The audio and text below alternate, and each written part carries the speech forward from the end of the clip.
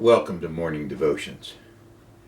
This morning I want to read a passage from 1 Corinthians chapter 1. It begins with verse 26, and I'm reading from the NIV. Brothers, think of what you were when you were called. Not many of you were wise by human standards. Not many of you were influential. Not many were of noble birth. But God chose the foolish things of the world to shame the wise. God chose the weak things of the world to shame the strong.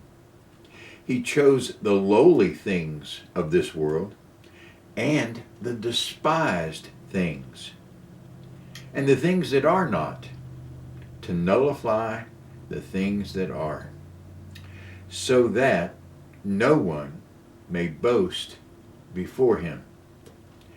It is because of him that you are in Christ Jesus, who has become for us wisdom from God.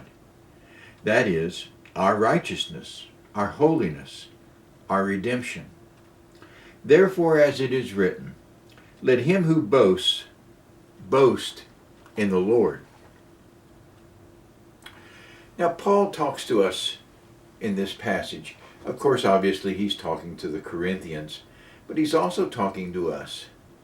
And he reminds all of us that God seldom ever begins any project, any ministry, any use with someone who is elite, with somebody who is especially intelligent, especially wealthy, especially connected. God calls shepherds, not kings, doesn't he? He said here, not many of you had a noble birth. Not many of you were wise by human standards. You were not influential. Now, it's important for us to understand what Paul is saying and how it affects us today.